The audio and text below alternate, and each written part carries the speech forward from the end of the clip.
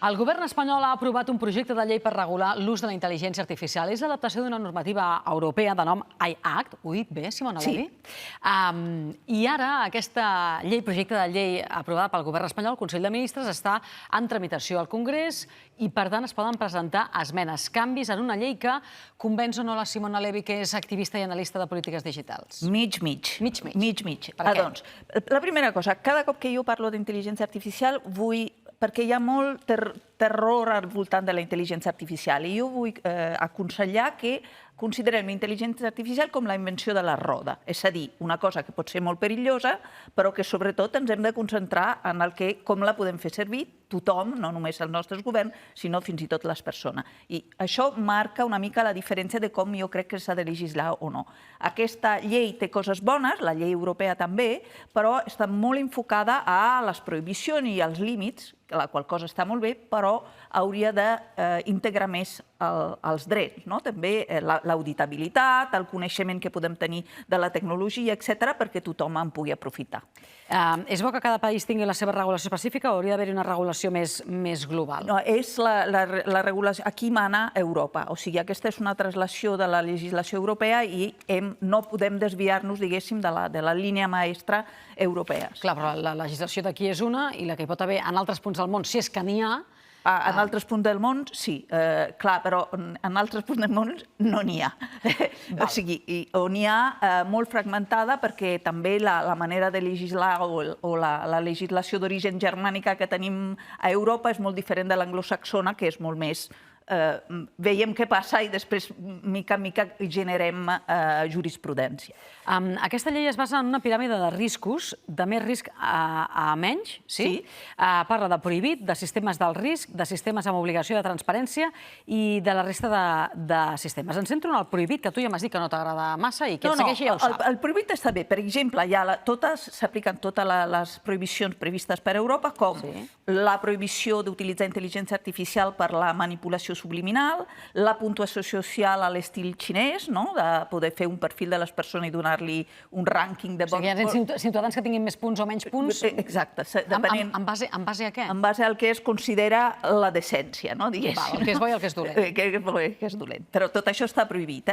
La classificació biomètrica amb dades sensibles, que això, encara que sembli una cosa llunyana, ja s'està fent i s'ha de deixar de fer, és a dir, conèixer el comportament de les persones, per exemple, mitjançant les dades que deixem quan utilitzem xarxes socials, Facebook, etc., i fer-nos perfil, per exemple, fer-nos arribar propaganda electoral, per exemple. Perquè assumim que tots estem hiper-mega perfilats. Bueno, és que si utilitzem producte de multinacional com és el Facebook, etc., que fan extracció de dades comportamentals, és el que ens passa. Per exemple, si vas al Facebook i vols pagar perquè el teu post es vegi més, una de les categories que pots triar per entendre el nivell de capil·laritat és si vol que això arribi a parella que estan en disputa. O sigui, vull dir que coneixen molt bé la nostra intimitat tant per poder oferir la nostra intimitat com a producte de compravenda. Després, també està prohibit la inferència emocional en el treball i en l'educació. Això és molt important perquè a l'educació ja començaven a... Què és això, Simona? Es començaven a vendre productes, per exemple, a l'educació, que és un àmbit que jo estic treballant, observant els comportaments del nen, fer una previsió de si serien subjectes a bullying o responsable de bullying o amb cert comportament d'aïllament, i això és realment orwellià. I doncs tot això la llei ho prohibeix. Aquesta és una part molt positiva, obligatòria en la llei, si no fos que just ahir Europa ha decidit que en compte de posar-la en pràctica a l'agost d'aquest any, serà a l'agost de l'any que ve. Però, a part d'això, està prevista en la llei. I després hi ha una altra part molt positiva, que és sobre la transparència, la prohibició, o sigui, que tota informació que sigui manipulada amb intel·ligència artificial ho ha de marcar molt clarament i des del començament.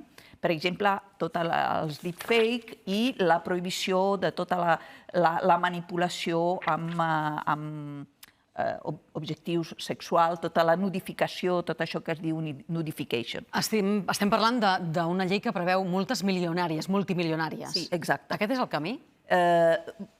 Jo crec que és molt important la sanció en aquest cas, perquè si no ho pots evitar, i moltes altres lleis, com el Reglament de Protecció de Dades, eren massa laxes amb les seves sancions, per la qual cosa poc efectiva. Aquí les sancions poden arribar fins al 35 milions i el 7% del volum de negoci mundial de les empreses. Això per les empreses. O sigui, serien sancionades les empreses. Exactament. I justament la primera crítica que nosaltres tenim és que el sector públic, que també a vegades ja està fent un mal ús de la intel·ligència artificial, per exemple, en la contractació pública o, per exemple, en l'àmbit fiscal, o, per exemple, fins i tot tenim el cas aquí de presons, de qui pot sortir o entrar de presons, que ja és un exemple de mal funcionament. El sector públic no té prou sancions, té només correctius, per la qual cosa és molt difícil, sense sancionar realment la direcció d'una política, que podem evitar males pràctiques en el sector públic, i això és una de les coses que demanem als partits que corregeixin i que sancionin de manera més forta.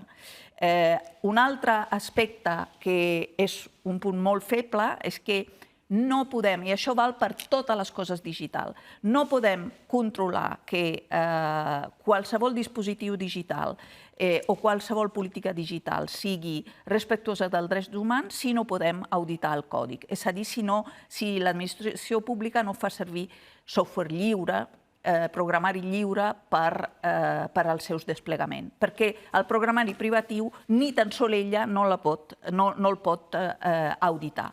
Per la qual cosa, i a la llei no s'esmena el fet que tot això perquè podem vigilar de veritat què fa la intel·ligència artificial, l'algoritmes, com es... O sigui, l'algoritme es regula amb aquesta llei? Clar, exacte. O sigui, és una llei, clar, perquè la intel·ligència artificial, tot això que estem parlant són algoritmes, no? Algoritmes que no podem fer servir. Per exemple, algoritme per la vigilància subliminal. O sigui, sempre estem parlant d'una regulació de l'algoritme quan parlem de regulació de la intel·ligència artificial. Per la qual cosa, si aquest algoritme no és auditable per les institucions i per les persones, o sigui, si el seu còdig, si no hi ha una transparència més forta de quin programari es fa servir i com s'entrena la intel·ligència artificial, que a més els seus resultats siguin públics, puguin ser utilitzats, com dèiem abans, com si fos la roda, o sigui, com un bé comú, i no com un servei només d'algunes empreses, continuarem en la nostra dependència tan forta de grans multinacionals que ja veiem que el resultat d'aquestes polítiques. Val. Qui controla que aquesta llei que diu tot això i que està en tràmit al Congrés es compleixi? Hi ha diverses... Aquí és un altre problema. Hi ha la CEDIA, que és l'organisme, el nou organisme de la intel·ligència artificial, però també protecció de dades, i també per altres àmbits, el Banc d'Espanya, la CNMV, la Comissió Nacional del Mercat de Valors, per temes bancaris i d'economia, i la Direcció General de Segurs, perquè la intel·ligència artificial s'utilitza molt per decidir qui es mereix o no una assegurança. I aquesta divisió de tasques, i també el Consell General de Poder Judicial. Abans, per exemple, les autonomies eren més considerades en el primer esborrany, ara en el segon esborrany tot es trasllada a la part de protecció de dades no a les autoritats autonòmiques, sinó a l'autoritat espanyola, però encara i així nosaltres considerem que serà difícil unificar criteri, i això és una mica un dels problemes que ens podem trobar, ja que ens l'hem trobat en altres casos. Simona Levi, ho seguirem, perquè és un tema no menor que implica i preocupa, a banda que ocupa a moltes persones, des del papa, que ha fet aquesta encíclica dedicada a la intel·ligència artificial. T'ha agradat? Que agraïm molt, perquè necessitàvem un contrapunt al trumpisme sobre aquest tema. Doncs intel·ligència artificial, el tema també va sortir a la cimera de G7 d'Evian, reunió que veurem exactament cap a on caminarà, i avui amb anàlisi de Simona Levi. Gràcies, Simona. Molt bé, sisplau, penseu a la roda, sempre a la roda. La roda, perfecte. Aquesta idea ens ha quedat.